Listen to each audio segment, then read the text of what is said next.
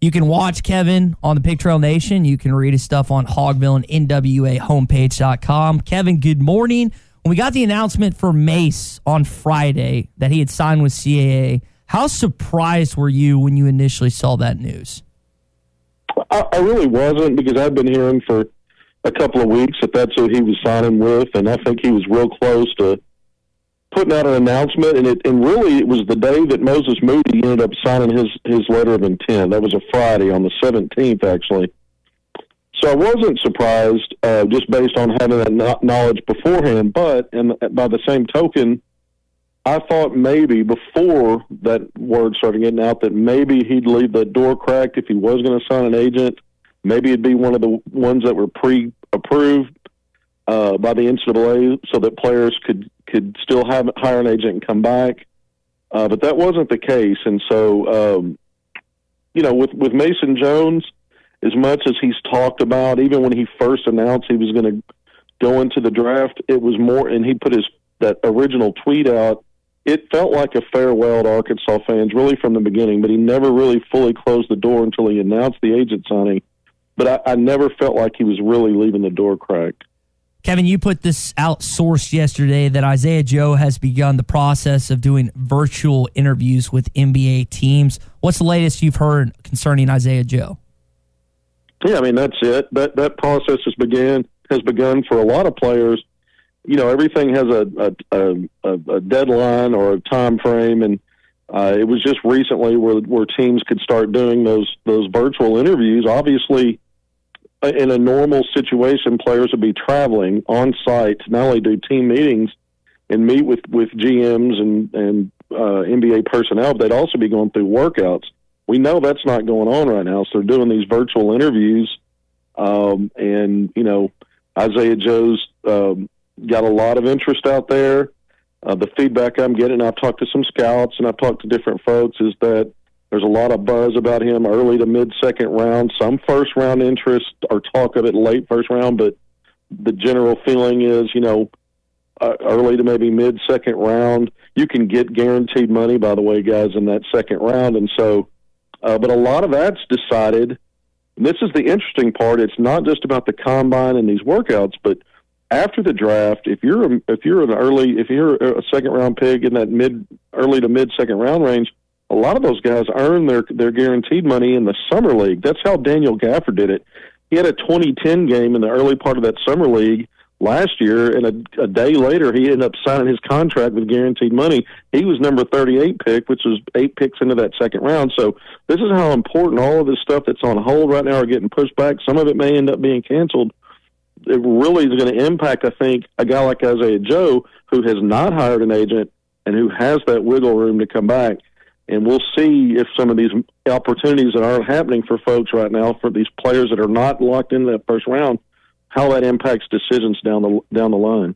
Kevin, what's your best guess on what Isaiah Joe is evaluating? What does he need to hear to make a decision to stay or to enter his name into the draft and go through with the process? What do you think are the important information data points he's collecting right now? Well, I think anytime that you start hearing, hey, you're going to be a first-round guy, and you really get all of do all the homework and get all that feedback, and you feel certain that that's going to happen, I think it's hard now for guys to turn that down, because not only is it guaranteed money, but it puts them in it. If you're a first-round pick, it buys you more credibility in that second contract. Or if you're not ready, even if you end up playing some in the CBA, the G League. I said the CBA, the G League. Even if that happens, you still have more credibility down the line and more value than a guy even typically that goes in that early to mid second round range. Obviously, you're going to prove yourself on the court, but for a guy like him, I don't think he needs the NBA. He obviously wants, that's his goal, but I don't think he needs to be there anytime soon. And so I think he's going to go through this process. My gut feeling tells me he's going to end up back at Arkansas. I don't know that. But I think, if he gets something that tells him he's first round, I think he takes a long look at that. And I would say if he believes and his family believes that's where he's going to be, he'd probably go. Outside of that, I think the odds are better that he'll end up coming back and being a Razorback for a junior year. If you had to predict or project a path to an NBA roster spot for Mason Jones, what does that look like? Is it overseas basketball, G League? How do you think he arrives? Because I don't think many would think it would be day one, year one, you're finding a spot on a roster. You know what? I agree with that, and I think when you go back to Darryl Macon, he was an undrafted free agent. He proved himself in the summer league. So you don't have to go back very far to see a Razorback earn a two-way contract, which is what Macon did.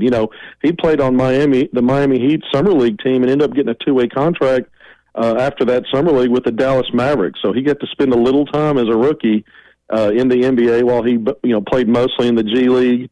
Once Dallas moved on from him, then Miami came back, circled back around in year two, and gave him a two-way contract that lasted for a while.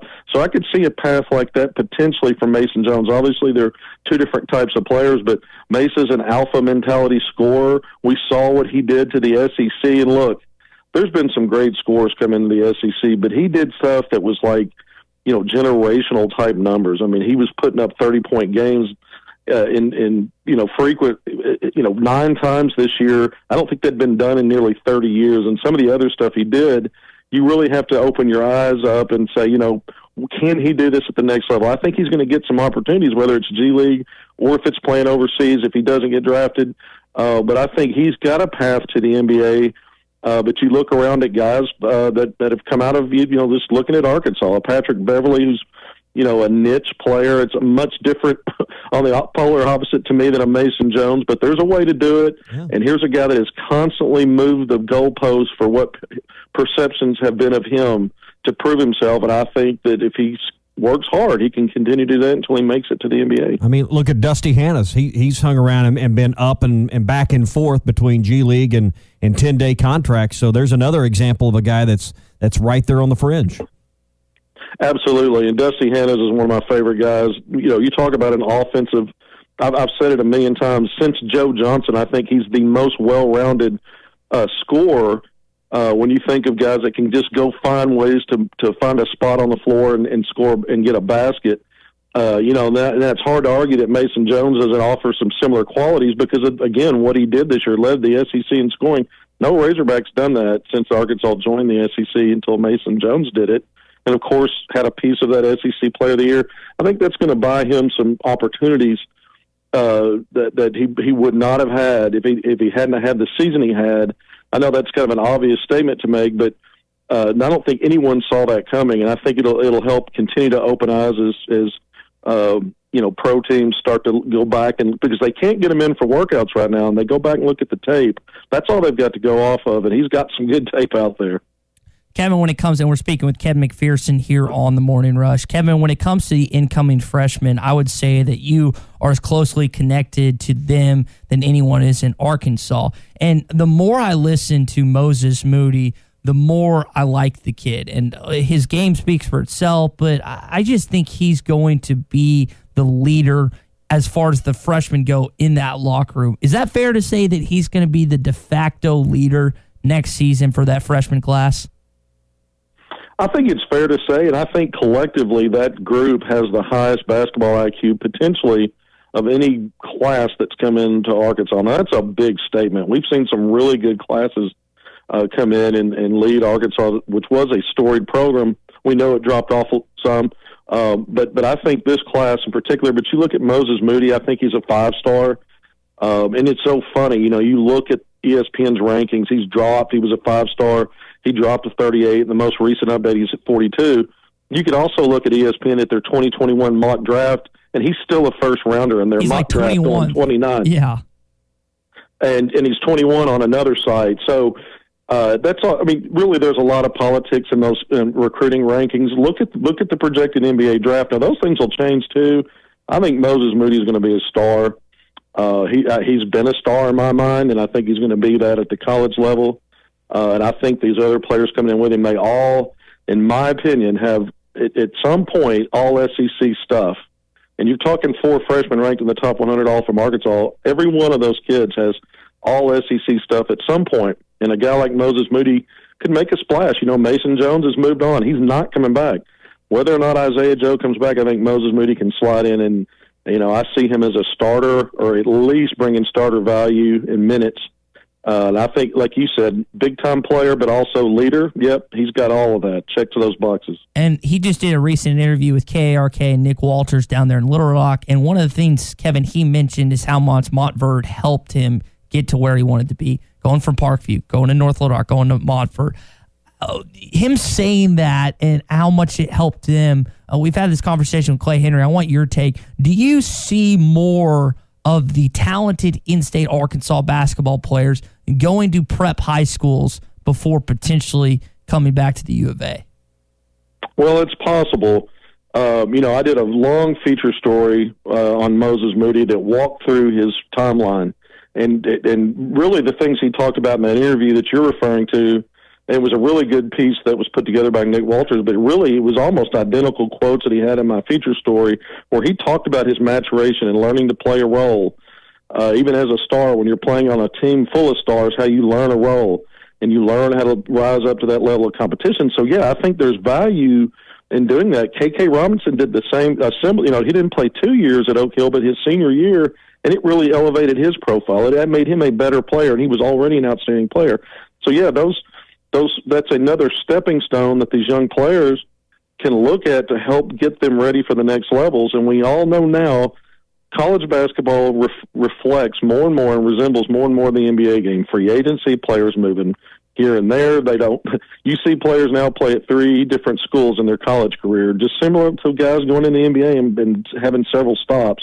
They see it as a preparation for that next level. So, yeah, these prep schools, these independent schools, they play on national television in many cases. They've got going up against a national schedule, so they're playing the best of the best, and it helps prepare them. So, yeah, I can see that these guys were kind of the pioneers for potentially more players from Arkansas doing that as we move forward. As you look at the future for the recruiting, we know Arkansas is, basking in the glow, but going to reap the rewards of a top 5 recruiting class. Kevin, when you look around Arkansas and you look at the talent in this state and you look at the connections Musselman's building, what do you think the odds are that this can continue? Maybe not top 5, but top 10 type recruiting classes, top 2 or 3 in this league. It's been a while since Arkansas has been that consistent in recruiting in men's basketball. It has. I think, again, when we start looking ahead, the 2022 class just in Arkansas may end up being as good, if not deeper, than this 2020 class. And there's 5 players already with Arkansas offers. And if you look back in history, the best teams Arkansas has had, and Nolan Richardson obviously comes to mind, there's always been really good players from in-state and then good players from the footprint states, just around the region, Tulsa, Memphis, Texas. So I think if Musselman at least does that, gets the best players out of the state, which he did in this class, we've talked about it at length, if he can at least do that in 2022, they're recruiting those guys. They're looking at the in-state guys, but they're also trying to make this a national brand. I think Musselman's pushing the right buttons because he's not only going to be recruiting high school players, we know he's going to use that transfer portal. Again, let's make the NBA free agency comparison. It's going to be a combination of that. I don't think you can live well just on transfers or just on high school players in this era of basketball. And I think Musselman's experience gives him an advantage recruiting that way. And I think he's playing it really well. I mean, we talk about this class that's ranked 5th. These 2 grad transfers, CBS Sports has both of those guys ranked in the top 10 out of 150-plus grad transfers. And that part's not even in that equation. So I think it's going to be a 2-headed monster in recruiting, and I think Musselman's so far gets an A grade. Recruiting's a lot of times only as good as the staff you have, and you look at the staff he's comprised. Who's the most likely assistant coach to get a look following the next season, to be someone that's on short list for open jobs as a head coach? Who would be the name you'd look out for that could be leaving Arkansas for a better opportunity? Well, and just based on your question, my first thought would be that it would be Chris Crutchfield. I mean, he's an associate head coach. He was the same role at Oklahoma. There's a lot of talk with him and Buddy Hield and Trey Young and his involvement with those guys as a mentor and helping them with. And we saw what those guys did. I mean, those were 2 of the top players in the country. They were lottery picks, top of the lottery picks, and so he's got some he's got some good stuff on his resume, and he'll learn and get things from Musselman as well now. But he's a guy I would think that's going to have a chance to be a head coach maybe sooner than we think. Yeah, those are the kind of guys you got to have around. You don't want guys that nobody wants. That's right. Kevin, before we let you go, man, you mentioned the potential coaching destination for Chris Crutchfield if he was to leave, or a coach on that staff that might take another job. What about players? I know you just did a piece on Ethan Henderson. Which player on the roster do you think has the potential, the most likely potential not to be on it by the beginning of the season? I'm sorry, repeat that, Tyler. Sorry, I was a little confusing. Is there a player on this roster do you think is most likely not to be on it this season? Oh. Boy, you saved the best for last. That's a tough one, and I got to say, I had some ideas about that. Right now, I really don't. I think everybody's, you still see some pretty solid names coming into the portal. DeAndre Williams is one that Arkansas's made the Final Four for. I think they'd make room for him. I told you guys that I believe Isaiah Joe will probably be back. If that's the case, Arkansas's filled up. So if they bring anybody else in, somebody's got to go. And if I was just looking at that roster and I had to choose, if I had to say anybody, if it's a big guy coming in, I would say that one of the bigs is probably moving out. And you start thinking about who might that be. My guess would be a Reggie Chaney. That would be the first name off the top of my head if there was going to be any movement. I think a lot of people kind of think the same way, Kevin. Kevin McPherson at AR Hoop Scoop on Twitter. You can watch him on the Pig Trail Nation. You can also read his work on Hogville and NWApage.com. Kevin, appreciate it as always, and I'm excited for basketball season just like you are, man. Good to be with you guys. Thank you.